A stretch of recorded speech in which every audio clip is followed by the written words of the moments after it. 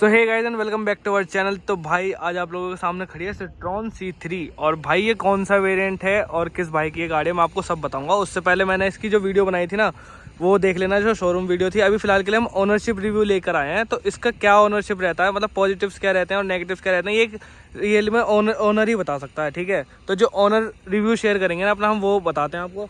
तो सबसे पहले क्या है कि आप एक बार इसके लुक्स देख लो कि लुक्स कैसे हैं। फिलहाल जो हमने जो वीडियो बनाई थी ना वो वाइट कलर में थी, वाइट और ग्रेस टाइप में कलर था उसका, जो ड्यूल टोन कलर था वो भी, ये भी ड्यूल टोन कलर है। ठीक है, इस बार एक बार जो है लुक देख लो इसका, तो कैसा लुक इसमें निकल के आ रहा है इस वाले कलर का। ठीक है, उसके बाद मैं आपको ओनर से मिलवाऊंगा। फिलहाल जो इसमें नॉर्मल इंजन जो आता है वो 1.2 लीटर का आता है। ठीक है भाई, और 1.2 लीटर के साथ साथ 1.2 लीटर में टर्बो भी आता है। उस टाइम पे जब मैंने वीडियो बनाई थी तो मैंने आपको बताया था। साथ ही जो इसमें पावर निकलेगी ना भाई, वो भी मैं आपको नीचे स्क्रीन पे मेंशन हो रही होगी। फिलहाल के लिए ये वाली जो गाड़ी है जो है DL नंबर है, C3 की बैजिंग यहाँ पर आप देख सकते हो। और सिट्रॉन गाड़ी का जो नाम है भाई, जो इसका लोगो है ना ये भी मैंने आपको बताया था ना, ठीक ठाक है। मतलब ऊपर को जो एरे होते हैं, मोटिव मेरे को समझ में नहीं आया कि सिट्रॉन का ये वाला लोगो होने का क्या मतलब है भाई। वो तो मेरे को ऑनर ही बताएंगे अगर उन्हें पता होगा तो। बाकी एक बार इसके लुक्स आप देख सकते हो कि कैसे देखने के लिए मिलते हैं। साथ ही अब इसके जो है ना ओनर को बुला लेते हैं और ओनर से पूछ लेंगे एक बार कि क्या सिस्टम है भाई इसका, क्योंकि अपने को तो ज़्यादा कुछ खास लगी नहीं थी। बस जो 1.2 लीटर पेट्रोल इंजन में टर्बो वेरिएंट दे रहे थे ना, वो अपनी वेन्यू से ज़्यादा पावर प्रोड्यूस कर रहा था। बस वो एक बात का मेरे को गम रहा कि इसके आने के बाद इसे लेने का मेरे को कहीं लग रहा था कि नुकसान है। ठीक है, अब पावर वाइज में कह रहा था, क्योंकि देखो भाई मेनली जब चलाते हैं तो पावर ही सबसे ज़्यादा मेन होती है, जब आपकी परफॉर्मेंस में बूस्ट करती है। तो अब सबसे पहले ओनर को बुलवा लेते हैं। थोड़ा सा तेज बोलना क्योंकि माइक। ठीक है, अपने चैनल का नाम और बता दो, भाई का भी चैनल है मेरा, इसके बारे में गाड़ी के बारे में अपडेट करता हूँ। ठीक है भाई, तो भैया मेरे को ये बताओ कि जब आपने ये वाली गाड़ी ली थी तो आपने कौन कौन सी गाड़ी देखी थी? और भाई स्टार्टिंग तो मैंने जैसे मेरे पे इससे पहले i10 थी तो मैं एक अपग्रेड चाहता था। हाँ। मैंने एक SUV वगैरह प्लान कर रहा था मैं, तो उस टाइम मेरा ये प्लान था कि मैं आधा लोन लूंगा, आधा मैं कैश करूंगा। ठीक है, तो कुछ टाइम मतलब मेरे XUV 300 मैंने बुक करवाई थी उसमें। हाँ। तो कुछ चीज़ें ऐसी हुई और मैंने ऐसा प्लान किया कि लोन मैंने कैंसिल किया कि लोन लेना ही नहीं है, जितनी गाड़ी लूंगा कैश पे लूंगा। तो फिर उस टाइम जो गाड़ियाँ देख रहा था पहले, तो XUV बोलेरो और जो न्यू आई थी उस टाइप की गाड़ियाँ देख रहा था मैं। फिर जब मैंने 8 लाख में ढूंढना शुरू किया तो मेरे पे जो लास्ट ऑप्शन थे उसमें मैं ग्लैंजा और पंच पे लास्ट में फाइनल किया था मैंने कि इन दोनों में से कोई एक लूँगा। हाँ। फिर ये गाड़ी उस टाइम नई नई आई थी तो मेरी मदर ने शेयर किया कि एक बार इसको चेक कर ले, गाड़ी अच्छी है। फिर मेरे भैया ने ये बोला कि एक बार देख ले, शायद मैंने सुना है गाड़ी का जो रिस्पॉन्स है वो अच्छा है। ठीक है, तो मैंने जो लगभग जो फाइनल करी थी वो पंच फाइनल करी थी। तो पंच मेरी लिस्ट से इसलिए आउट हुई क्योंकि मुझे ऐसा लगा उसकी बॉडी वेट के हिसाब से जो उसमें पावर थी वो कम है, वो मैच नहीं कर पा रही थी। ठीक है, अंडर पावर है मतलब कहने का मुझे मतलब। अंडर पावर लगी। वो बहुत अच्छी गाड़ी है, वो इतने फीचर्स हैं उस गाड़ी में, सब कुछ है गाड़ी के अंदर। वो गाड़ी फील होती है कि बहुत मजबूत गाड़ी है। पर मुझे एक मतलब ऐसी गाड़ी चाहिए थी, मजबूती में घर थोड़ी बैठना है मुझे गाड़ी चला के कहीं जाना भी है। परफॉर्मेंस मेनली मुझे चाहिए थी क्योंकि मैं जो 8 साढ़े आठ साल से गाड़ी चला रहा था वो मेरी i10 CNG थी। ठीक है, तो अंडर पावर गाड़ी चलाई तो है। अब तो पावर चाहिए ही चाहिए। हाँ भाई, अब मुझे पावर चाहिए थी। मैं भाई कुछ भी हो फीचर से कॉम्प्रोमाइज कर लूंगा, क्योंकि फीचर्स मैंने ना i10 में इतने लगवा दिए थे, आफ्टर मार्केट सब चीज़ें लगवा दी थी मैंने उसके अंदर। ठीक है, तो इस बार भाई मुझे फीचर्स नहीं चाहिए थे, मैं भाई इस बार सिर्फ इंजन चाहिए। क्योंकि मैंने ऐसा रियलाइज़ किया अपने i10 के एक्सपीरियंस के बाद कि आपके साथ ना 5-6 महीने के बाद फीचर्स वगैरह सब बोर हो जाओगे। आपके साथ स्टीयरिंग आपका और पावर और सस्पेंशन जो आपकी राइड है वो आपके साथ रह जाएगी। और इस गाड़ी में मतलब कंपनी ऐसा कहती है कि जो सिट्रॉन है वो रॉयल्स रॉयस के सस्पेंशन डिज़ाइन करती है, और ये मैंने फील भी किया है। तो मतलब आप फुल्ली सेटिस्फाइड हो, मतलब कहने का मैं मतलब। प्रोडक्ट से बहुत सेटिस्फाइड हूँ। पर अब मुझे फील हुआ कि कुछ टाइम बाद लेने के बाद मुझे ऐसा लगा कुछ चीज़ों में उन्होंने ज़्यादा ही कॉस्ट कटिंग करी है। वो चीज़ें मैं आपको बाद में बताऊँगा इसमें जो नेगेटिव्स हैं इसके, कि कॉस्ट कटिंग थोड़ी ज़्यादा है इसमें। उस हिसाब से मतलब मैंने फिर जब हमने ग्लैंजा इसलिए निकाली थी अपनी लिस्ट में से कि वो मुझे i10 के बाद i10 जैसी ही लग रही थी। वो बिल्कुल हैचबैक नीची गाड़ी पर वो प्रीमियम फील करवा रही थी, इसलिए वो मेरी लिस्ट में थी।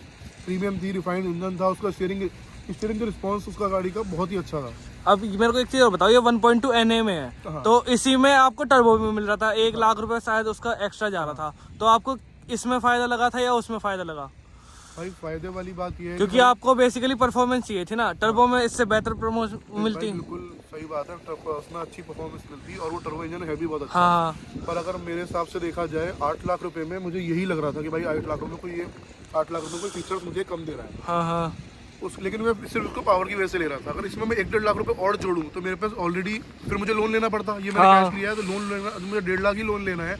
2-2.5 लाख रुपए लेके फिर मैं XUV ले लूं। मतलब बात सारी लोन के ऊपर लोन के ऊपर थी। चलो और ये है। दूसरा अगर 1-1.5 लाख रुपए बढ़ाता भी, मैं हाँ, हाँ। स्क्रैच कर लेता, मैं कर लेता 1-1.5 लाख रुपए, पर नेक्सॉन और वो सब गाड़ियाँ आती तो ये टर्बो लेने का कोई फायदा नहीं था फिर। उसमें गाड़ी मुझे मिल जाती, मतलब नेक्सॉन जैसी अच्छी गाड़ी फिर प्रॉपर एसयूवी आ जाती, सब 4 मीटर हाँ, एसयूवी तो मैं में भी आ क्यों जाता हूँ, फिर सही बात है जो भाई। कंपनी हैचबैक उस हैचबैक कह रही है तो मैं क्यों लूंगा फिर उसे 8 लाख रुपए में। अब मेरे को एक चीज बताओ, मतलब जो इसका लाइट का थ्रो है वो कैसा मिलता है, क्योंकि आज के टाइम में जो हॉलोजन लाइट है ना, मेरे ख्याल में इतनी कामयाब नहीं लगती मेरे को। भाई स्टार्टिंग में मुझे ऐसा लगा था कि यार हेलोजन है मेरी गाड़ी में, थोड़ा सा मतलब अच्छा ही लगा था, मतलब देखने वो में होता लगा था हाँ। थोड़ा सा। लेकिन जब मैंने इसका रिस्पांस देखा, गाड़ी का थ्रो जो लाइट जो इसका काम है वो पूरी तरीके से प्रॉपर कर रही है अपना। ठीक है, मतलब ऐसा नहीं लगता, मतलब कम बिल्कुल बढ़ती भी कुछ ऐसा कुछ भी नहीं है। बिल्कुल भी नहीं। ठीक है, तो नॉर्मल तो इसमें वही 50-60 वाले जो बल्ब आते हैं कंपनी से वही होंगे। मैंने वो चेक नहीं किया, पर जो इसका रिस्पांस है तो थ्रो है लाइट का, मतलब रात में बिल्कुल भी परेशानी नहीं होती मुझे। चलो ये भी जैसे ठीक मैं है। स्पेक्स लगाता हूँ, रात में भी लगाता हूँ, लेंस वगैरह लगाने पड़ते हैं मुझे, तो मेरे को ज़्यादा लाइट चाहिए होती है, तो उस हिसाब से अच्छे से मुझे सेटिस्फाई करती है। एक चीज और बताओ, मतलब आपने ऑलमोस्ट कितनी चला ली गाड़ी? ये गाड़ी चल गई भाई अप्रोक्स 3000 के आसपास। 3000 चल गई, तो भाई मतलब पॉजिटिव और नेगेटिव सारे ही पता चल गए होंगे अब आपको। तो सबसे पहले तो यार पॉजिटिव गिनवाओ कि इसमें क्या क्या पॉजिटिव लगता है आपको। भाई 3 पॉजिटिव है तुम्हें, हाँ हाँ, गाड़ी का टॉर्क, पावर और सस्पेंशन। मतलब प्रॉपर परफॉर्मेंस वाइज अगर देखा जाए तो पॉजिटिव ही ये पॉजिटिव गाड़ी है। मुझे ऐसा लगता है जो कंपनी ने सोच के बनाई है, ड्राइवर ओरिएंटेड गाड़ी बनाई है। ड्राइवर को जो जो चाहिए होता है वो सब दिया है, क्योंकि 8 लाख में शायद ही कोई गाड़ी हाइट एडजस्टेबल सीट देती है। ठीक है। 115 एनएम का टॉर्क किसी गाड़ी में नहीं है, और 195 एनएम कह रहा हूँ, 195 की जो चौड़ाई है टायरों की वो किसी गाड़ी में 8 लाख में नहीं है। ठीक है, अब ये तो हो गई भाई परफॉर्मेंस की बात। अब 8 लाख रुपए के अंदर भाई आपको क्या क्या चीज दे दी है कंपनी ने एडवांटेज के तौर पे, वो और बता दो। कुछ नहीं दिया है इन्होंने, बस मुझे इंजन और सस्पेंशन दिया है। मतलब केवल बॉडी दी है और इंजन दिया है। हाँ, बॉडी दी है, इंजन दिया है, और मुझे कंफर्ट राइड दी है, जो 8-8.5 साल मेरे बहुत प्यार से काट देगी। और मतलब फीचर्स में क्या क्या कह सकते हो आप, फीचर जो अंदर कैबिन में जो फीचर्स होते हैं? है ही नहीं कुछ बताने के लिए। तो फिर तो भाई ये चीजें हो सकती है कि 8 लाख रुपए के अंदर इंजन देके कॉस्ट कटिंग बहुत ज्यादा करी बहुत है। ज्यादा कॉस्ट कटिंग करी गाड़ी। तो कॉस्ट कटिंग भी बताओ फिर क्या क्या है आपके हिसाब से। कॉस्ट कटिंग की लिस्ट भाई थोड़ी लंबी है। हाँ गिनवाए जाओ। ये देखो भाई, ये मेरा टॉप मॉडल है, फेंडर पे लाइट है। हाँ मतलब इंडिकेटर फेंडर पे नहीं होना चाहिए टॉप मॉडल के टॉप अंदर। मॉडल है, लोगों को ऐसा लगता है कि मैं बेस मॉडल लाया हूँ और टॉप मॉडल बोल के झूठ। लेकिन इसी के साथ एक चीज और याद आ रही है फिर मेरे को, अगर आप एल्ट्रोस टॉप मॉडल लोगे ना तो उसमें भी यहीं पर है, हो सकता है। एक्जेड वेरिएंट में एल्ट्रोस में यहाँ लगा रखा है छोटा सा, वो भी बहुत बेकार लगता है। ये मेरे साथ एक्सयूवी में भी हो रहा था। एक्सयूवी में भी फेंडर पे था। एक्सयूवी 300 मैं ले रहा था W6, हाँ। इसमें सनरूफ है। हाँ, और उसमें फेंडर पे फेंडर इंडिकेटर है। फेंडर पे था। ये सबसे उसी चीज की वजह से मैंने अपने टाइम में वो रिजेक्ट करी थी। हाँ, लेकिन ठीक है, जब मैं उसमें ले रहा था तो इसमें क्या बुराई था, क्या ही बोलता मैं उसे। और दूसरा ये एडजस्टेबल नहीं है, फोल्डेबल नहीं है। ठीक है, मतलब टॉप मॉडल में भी नहीं है। नहीं, टॉप मॉडल ही तो है ये। इसके बाद एक इनका टर्बो इंजन आता है, टर्बो में भी नहीं है। हाँ, इसमें भी नहीं है। चलो ये इसके हैंडल जो है, जो मेरी पहले गाड़ी थी, ये पे आइटम से पहले ना 1998 सेंट्रो थी, ठीक उसका है। हैंडल इससे बड़ा था और मजबूत फील होता था। सेंट्रो का तो वैसे भी इतना वाइड कुछ था, वो ब्लैक कलर का जो आता था वो। चलो और भाई इसके देखो, लो चाबी, भाई ऐसी कुछ इसमें चाबी देखने के लिए मिलेगी आपको चाबी नॉर्मल। में भी देख लो भाई, कॉस्ट कटिंग है। बस लॉक और अनलॉक दे रखा है, तो इसमें लॉक और अनलॉक क्वालिटी बहुत, मतलब प्लास्टिक क्वालिटी बहुत ही चीप है। ठीक है, तो मतलब लॉक और अनलॉक करने पे वो जो आवाज सी आती है ऐसा भी कुछ सीन नहीं है? कुछ भी नहीं है भाई। ठीक है। और भाई जो मेन चीज होती है, जो मुझे लगता है एसरीज का पार्ट नहीं है ये डे नाइट इसको देना चाहिए था, जो एडजस्टेबल वो होता है। बिल्कुल भी नहीं है। बिल्कुल नहीं, क्योंकि ये बहुत परेशान करता है रात में मेरे को। दूसरा, जैसे मैं बता रहा था, इसमें हाइट एडजस्टेबल सीट दी है, ठीक है। मतलब ड्राइवर ओरिएंटेड गाड़ी है ये बिल्कुल। ठीक है और भाई नेगेटिव की बात करें तो जब इसका एक बार ये दिखा दो नॉब, भाई ये देखो, मैं रिव्यू के टाइम पे भी कहा था कि ये बहुत पतली है। ठीक है, अब मैं दोबारा दिखा देता हूँ। है शायद 2-3 साल बाद टूट ना जाए मेरे हाथ से। मतलब क्योंकि जो शीशा है ना वो तो भारी सा लगता है और ये घुमाने में बहुत हल्की सी लगती है। स्टिक है ना, अगर आप वैसे किसी ऑल्टो वगैरह का देखोगे तो हाँ, ऑल्टो वो भी बहुत भारी सी लगती है। हाँ, और जो एक और चीज है जो आपको लगेगा शायद इतनी काम की नहीं है, लेकिन एक देखो, यहाँ पे ग्रैब हैंडल नहीं है भाई, यहाँ तो होना जब चाहिए था, से- ड्राइवर साइड नहीं नहीं, होता वो जब तो से ठीक है। गाड़ी आई है ना, मेरे पापा मेरे पीछे पड़े, लगवा ले, कहीं से लगवा दिया, मैं कहाँ से लगवा दूँ? आफ्टर मार्केट भी नहीं मिलता। आफ्टर मार्केट लोग कह रहे हैं इसमें होल करेंगे नई गाड़ी में, मैं उसकी बॉडी में होल कैसे करवा दूँ? सही बात है भाई भाई। जरूरी है, वो पापा मांगते रहते हैं। मतलब ये है कि इन्होंने इंजन दे दिया, बाकी तुम जो बाहर से जो करवाना है वो करवा वही लो। है कि जो चीज मुझे चाहिए थी वो उन्होंने दे दी, कोई और गाड़ी लेता फीचर्स मिल जाते, फिर पावर नहीं मिलती मुझे। हाँ, बात आपकी बिल्कुल ठीक है। मेरे को एक चीज़ और बताओ, मतलब इस गाड़ी में मेरे को एक चीज़ और बेस्ट लगी थी, क्योंकि जो इसकी सीट है ना, उसकी जो कुशनिंग है बाकी गाड़ियों से बहुत ज़्यादा अच्छी है। तो ऐसा वाकई में है, क्योंकि इसमें जो ये थाई सपोर्ट है ये काफ़ी आगे को निकली हुई है और किसी गाड़ी में नहीं है ऐसा। तो मुझे कोई ऐसी शिकायत भी नहीं है और कोई ज़्यादा ऐसा खुश भी नहीं है, मतलब ठीक है। बैठने के लिए सीट चाहिए वो है। मेरा कहने का मतलब ये इसलिए था क्योंकि हम इतनी सारी गाड़ियां देखते हैं डेलान, ठीक है, पंच वगैरह भी हमने देखी है इसी के कंपेयर में, निशान वगैरह की भी देख रखी है, तो किसी भी चीज में इतनी आगे को नहीं है, बिल्कुल एंड में ही खत्म कर देते हैं, तो वो चीज मैं आपको बता रहा हूँ। थोड़ा सा मतलब मुझे कभी थकान फील होती नहीं है वैसे, क्योंकि एक तो इसकी रोड ग्रिप अच्छी है, कॉर्नरिंग इतनी अच्छी है गाड़ी की, अगर मैं 90 से ऊपर किसी टर्न भी ले लूँ ना किसी गाड़ी पे, ये ग्रिप नहीं छोड़ती और बिल्कुल भी बॉडी रोल नहीं है गाड़ी की। फिर सबसे बेस्ट है क्योंकि बॉडी रोल हाईवे के टाइम पे बहुत नुकसान देता है। 180 का ग्राउंड क्लियरेंस है इसका, फिर भी नहीं हिलती है गाड़ी का। अब और एक और चीज है जो उसमें नेगेटिव में मुझे लगती है, उसके ना पावर विंडोज है, देखो जैसे आप यहाँ पे देखोगे 2 यहाँ पे हैं और 2 इन्होंने 2 बीच में के चक्कर में बीच में दे दिए हैं। चलो ये तो मैं स्टार्टिंग में भी कह रहा था लोगों से। हाँ, अगर 3 लोग पीछे बैठे हैं ना तो इधर उधर वाले ना उसको ऑपरेट नहीं कर पाते, केवल बीच वाला ऑपरेट कर सकता हाँ, और दूसरा मैं इसमें आर्मरेस्ट नहीं लगवा पाऊंगा है विंडो की वजह से, उसकी बटन्स की वजह से। और दूसरा एक और जो उसका सबसे बड़ा नेगेटिव मुझे उसकी वजह से लगता है, जब पानी बोतल वगैरह कुछ लिक्विड वगैरह रखते हैं ना तो उसमें डर लगता है कि कोई इसमें कुछ चला जाएगा, गिर जाएगा, उसके बिल्कुल पास में ही होल्डर है, तो मतलब जगह सही नहीं है। बहुत ज्यादा नुकसान वाली चीज हो गई है। तो हाँ। एक चीज और बताओ, मतलब गाड़ी आपको 8 लाख रुपए में मिल गई, नई कंपनी थी, तो कहीं ऐसा भी था कि कंपनी ज्यादा पैसे मांग रही है, लूट रही है कहीं? नहीं, क्योंकि ना मैं उस टाइम मैंने ना 10-12 गाड़ी डेली चलाता था, ठीक है, टेस्ट ड्राइव डेली हर शोरूम में जाता था, ठीक है, तो कुछ ना कुछ मैंने इस पे एंड अप किया, तो कुछ ना कुछ तो इसमें मतलब ऑब्वियसली क्वालिटी थी, मतलब मुझे लगा कि 8 लाख में बढ़ता है ये। तो इसमें एस सीरीज में क्या क्या या लगा मैं ये हुआ भी है? सोचता हूँ अगर ना ये लोग अगर इसमें फीचर्स या जो चीज़ मैं इसमें मिसिंग बता रहा हूँ वो बढ़ाएंगे तो शायद इसके पैसे बढ़ जाएंगे, फिर उस रेंज में आएगी नहीं है, फिर बात तो वही रह गई। हाँ, जैसे अब ऑल्ट्रोज i20 वगैरह 10-10, 12-12 लाख तक जा रही है, वो शायद इसलिए जा रही है। सही बात है। और भाई इसमें एडजस्टेबल हेडरेस्ट भी नहीं है, वो भी फिक्स है, आगे पीछे के दोनों फिक्स हैं। मुझे ना i10 में जो चीज़ें नहीं चाहिए थी ना, कि मैं सोचता था नेक्स्ट कार में मेरी ये होंगी ही होंगी, वो सारी फिट दे दी है मुझे। मतलब फिर से मैं उन्हीं चीज़ यही कह सकते हो कि आपको वही गाड़ी मिल गई है, केवल इंजन चेंज हो गया। और बाकी बॉडी क्वालिटी से क्या कहना चाहोगे आप? मतलब पंच के बराबर अच्छी नहीं है, मारुति के बराबर बुरी नहीं है, बीच में है। बीच में। चलो एक मेरे को एक चीज और बताओ, जो इसका टेल गेट है ना भाई, ये बहुत ज्यादा हल्का है। अब इसके ना 2 रीजन हो सकते हैं, या तो हल्का तो है पंच से अगर कंपेयर करोगे तो हल्का है, और दूसरा इसके ये भी अच्छे हैं हाइड्रोलिक, तो इसका वेट पता नहीं चलता। तो भाई मेरे को एक चीज और बताओ, अब आपने बताया टॉप मॉडल है ये, ठीक है, टॉप मॉडल में ना रियर वाइपर है ना डीप फॉगर है, मतलब ऐसा क्यों? भाई बिल्कुल कमी है, और मतलब पर्सनली देखा जाए अगर आप पुरानी कार से कंपेयर करूँ, हाँ, मैंने 8 साढ़े 8 साल i10 चलाई थी, ठीक है, उससे पहले मैंने सेंट्रो चलाई थी जिस पर डिफॉगर था, वाइपर नहीं था, हाँ, मुझे कभी कमी महसूस नहीं हुई, क्योंकि जो अंदर डिफॉगर वगैरह होते हैं मुझे कभी से फॉग जमा नहीं। लेकिन अगर मैं कंपेयर करूं और गाड़ियों से इस रेंज में था तो बिल्कुल भाई कमी है, क्रॉस कटिंग है।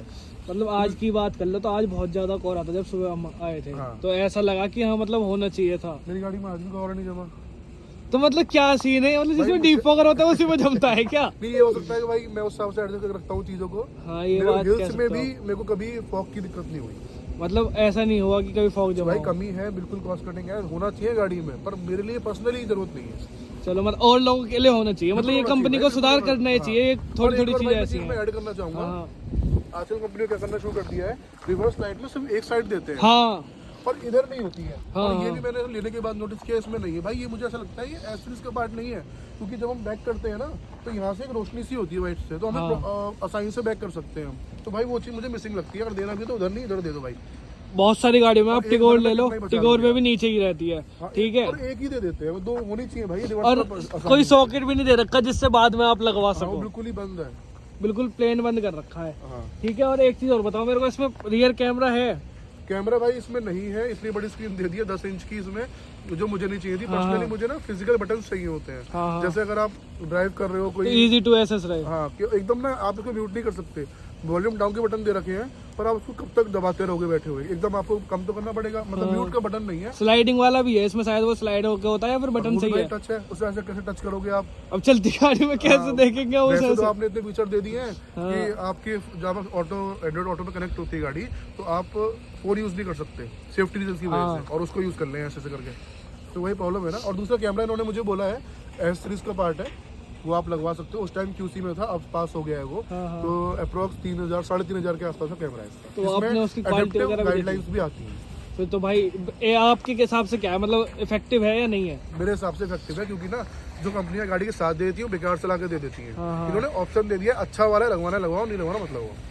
चलो ठीक है, तो 3000 वो टोटल है या फिर उसमें लेबर चार्ज वगैरह अलग से टोटल लगा? बिल जो बनेगा आपका 3300 कुछ का बनेगा, मुझे जो बताया लोगों ने। चलो मतलब ये चीज होनी चाहिए आपके हिसाब से, ठीक है। और पार्किंग सेंसर इसमें भी दो ही है भाई। नहीं, मुझे इसकी कोई जरूरत नहीं पड़ी, क्योंकि तो आज तक यूज नहीं हुए। धोखा ही देते हैं।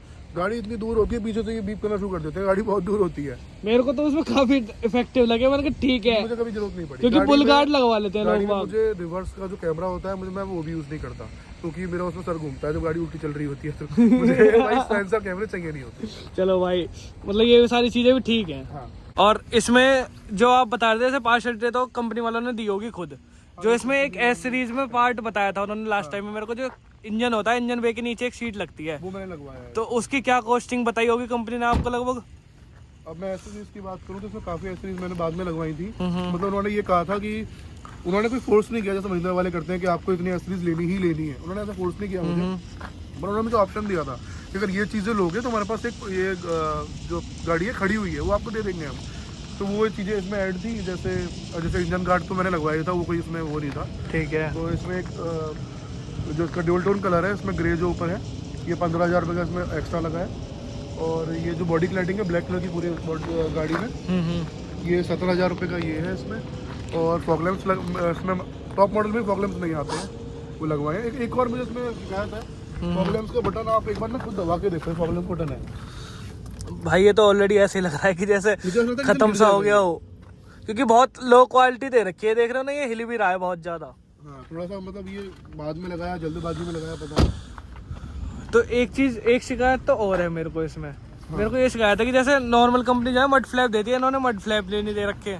नहीं देती, मेरी आइटन में नहीं थे, आइटन टॉप मॉडल था मेरे पास, तो बाद में लगवाने पड़े थे मुझे। ये भी ठीक, मतलब अब देने लगी हो तो पता नहीं। अब मतलब क्या है कि इंजन दे दिया, गाड़ी भी दे दी कि भाई जिसे जो काम करवाना है, मतलब जैसे वो होता है ना कि स्विफ्ट का बेस मॉडल लेने के बाद आपको अपग्रेड करा लो जो कराना है। मेरे को इस कंपनी की ये बात भी अच्छी लगी कि ये ना इसमें ना कस्टमाइजेशन के ऑप्शन बहुत है इनके पास। तो 17 से ज़्यादा कलर है इनके पास, कोई चीज़ें आप पे थोपते नहीं है, तो जो चीज़ें चाहिए उनके पास अवेलेबल है। अलॉय चाहिए अलॉय लगा देंगे, सुई सेम साइज़ के उनके पास अलॉय है। अगर ये जो सेम टायर में अलॉय लग जाएंगे उनके पास। 30,000 रुपये कॉस्ट बताई थी उन्होंने, तो सारी चीज़ उनके पास है, आपको अपनी मर्जी के हिसाब से अपना करवा सकते हो। अब एक चीज़ नेगेटिवनेस में मेरे को भी लगती है कि इनके जो शोरूम है ना, वो मतलब हमारे गुड़गांव में और यहाँ पर बहुत कम है। मेरे ख्याल में गुड़गांव में पूरे में एक ही शोरूम है।